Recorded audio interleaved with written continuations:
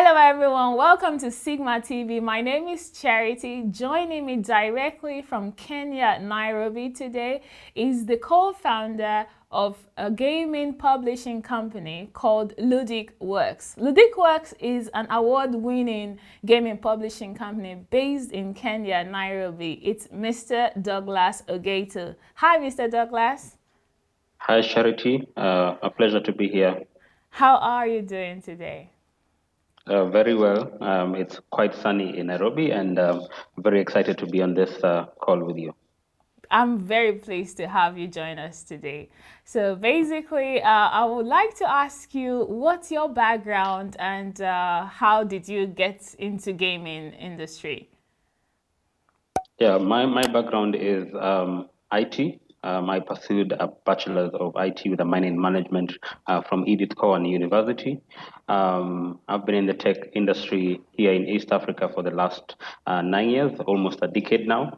Doing everything from project management, telecom, branding, and through that journey, was able to see an opportunity within the entertainment space. And with that opportunity, I was able to meet my then co-founder, Nathan Masuko, which led us to setting up LudiqueWorks, which is Africa's leading video game publishing company. So I'm very pleased to actually interview you, not just because your company, LudiqueWorks, is an Mm-hmm, award-winning publishing gaming company, but also mm-hmm, because you are based in Nairobi and you are like mm-hmm. you are a local there, and we can get a local perspective from your end. So how did you, how did you come about doing LudiqueWorks? I'm sure that you face some challenges starting up this business to this company, not just because it's a company, a business in general, but also because it's a gaming company coming from Africa.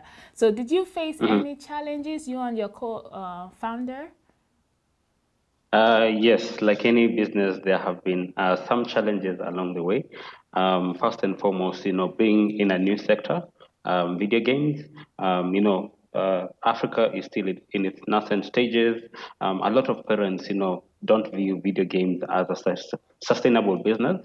So, it was the first challenge was basically, or barrier was, convincing parents that, their kids are not wasting time, but also for the people who are passionate about video games, also being able to tell them that there's actually a sustainable business that they should pursue. So off the top of my head, those are some of the key challenges from the onset. Yeah, I can tell that it's because of some culture. So they think Hmm. gaming Hmm. is like it's not seen as a career in True. Africa, not just in Kenya alone, Hmm. but also in my country, Nigeria as well. It's not Hmm. yet seen as something that you should pursue as a career. Yes. How yeah, so having said that, was there other challenges in terms of, getting funding, loans from the bank when you were about to start your business, Ludic Works? Yes, so yes, getting funding in Africa is, one of the challenges that startups have to, jump over. For us, we've been able to bootstrap. We were lucky that we had a few opportunities and consultancies that, allowed us to, pull back some of the savings into the company. But at the point where we are, a Pan-African publishing company looking to scale, we definitely need more funds to be able to, create more impact based on what we're able to do. So, being able now to get that kind of investment is what we're trying to figure out, and hopefully we will get there and help create that mileage that other young companies in video games can be able to look up to. Follow. That's Yeah. inspiring, actually. So what's the business model for Ludic Works? What's the business model for it? So our business model is very simple. We do revenue share. So we are able to help support, young studios. The biggest mission or the biggest problem rather that we are solving on the continent is the marketing, distribution, and monetization of their games. So by helping the studios in that aspect, we're then able to take our revenue share based on the revenue that we're able to create. Interesting. So, how long have you been in this business, in this your company, LudiqueWorks? How long has it been operating for now? So as of this month, we've been operating for 3 years now. So what we've been able to achieve is, over the last 3 years, we've been able to build a Pan-African community of video game developers, spanning across 16 African countries, over 500 game developer members. And now that there's a very solid community, we are seeing more games coming out from the community. And with this, we will be able to create traction in the coming years. How do game developers work in your business? How does it work? How is the game develop? How do they learn the program? Video game is still a very, as I mentioned earlier, still in the early stages on the continent. Stage.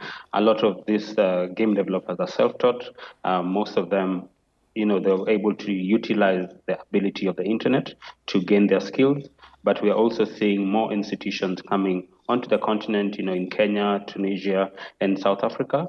And with this, we'll be able to see more developers getting world-class quality, and this will be able to enable us see more better games coming from the continent.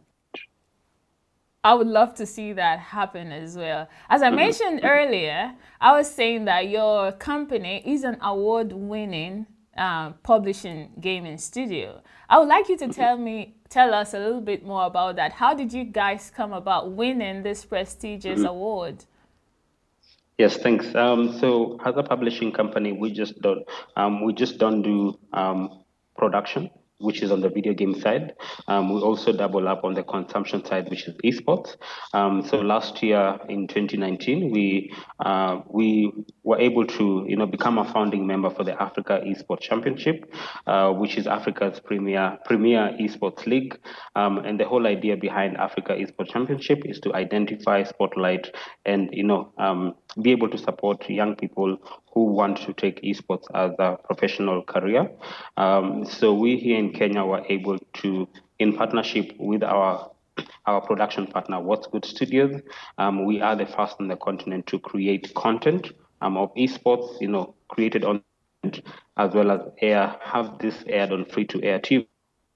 So by creating this kind of content, we were able to submit this to the Kalasha Awards, which is, a film award event here in Kenya, which is similar to like the Oscars of the Oh world. yeah. So by having this unique content, this is what enabled us to win the award. So we're really proud of it. We created impact through esports, and this is actually being felt across the 24 African countries that Africa Esports Championships supports. Perfect. So, based on your perspective, what's the gaming culture like in Kenya? So the gaming culture is actually growing. Many people, even with this COVID era, many people have turned to gaming as a source of entertainment, as a source of education. We are also seeing bandwidth becoming, or data much more affordable. So we're seeing more uptake in terms of games, whether mobile, PC, or console. And also given that, a lot of cyber cafes have now flipped into gaming dens. So this is actually helping reduce the barrier to entry for young people into gaming. So it's growing. It will definitely grow, and the impact will keep rising. That's nice. That's good to hear. And so, given that due to COVID, this pandemic, it's basically shut down many businesses. Others had to thrive online. But there's a shift when it comes to the gaming industry, especially online gaming. Online gaming has skyrocketed. Like businesses are thriving when it comes to online gaming because of COVID. I want to ask you, how has that affected your business, LudiqueWorks? So I think for us, I'd say affected it in the positive. A lot of people have really come out to, try and find That's out, good to what is hear. this gaming, what is this excitement. So for us, this is nice because it means that, with curiosity comes learning, and with learning comes, a next step. So we believe that this is actually for the benefit of the community, but also for our benefit in the long run. I'm very pleased to hear that Ludic work wasn't impacted in a negative way. In fact, it's made it thrive for the better. So I would like to ask you another question. What's the political climate currently in Kenya? Do you have like an election upcoming, or how do your government see gaming? And is it regulated? Is it strict? What is it like in Kenya? Okay, so in terms of election, we do have an upcoming election next year in 2021, at the end of 2021. With every election comes a few challenges, slow business growth, but at least the country has been able to learn from its past experiences. So we really do not foresee a rerun of what happened back in 2007. But having said that, we believe that for the gaming sector at least, we will continue to see progressive growth over time. In terms of your question, how does the government view video games? Unfortunately, in Kenya and most of Africa, people equate video gaming to gambling. So, a lot of us within the video games are trying to educate people that, gambling is not, or betting is not video games. And hopefully with this, this will not affect the video game sector. So what do you see for the future for LudiqueWorks? So for us, we see a bright future. Given that a number of the developers from across the continent are experimenting with different variety of games, whether genres, whether platforms. For us, this is exciting because we know that we will see more content coming from the continent, and with this uniqueness of content, this will definitely drive sustainability for everyone. So, in a nutshell, we believe that we know that there will be growth at the end of the day. That's lovely. Now I've asked you about LudiqueWorks. What do you see? Hmm. What do you see for the future for LudiqueWorks? I want to ask you, now that we are into the festive season, I know Corona has Hmm. dampened a lot of plans. So what are your Hmm. plans for the festive season, personally? I believe, like every African, Christmas and the festive season means family. So, spending time with friends and family and being able to, usher in the new year together. Beautiful. That's what I plan for myself as well. How can we reach you? Should anyone watching this video wants to reach out to you, how can they reach you? Where can they reach you? So I'm very accessible via email. Anyone interested can reach out to me at Douglas@ludic.works. That's Douglas at Ludique.works, WORKS. Thank you, Douglas, for having this interview with us. It's lovely to Mhm. have you, and I hope we keep in touch and have a nice festive season.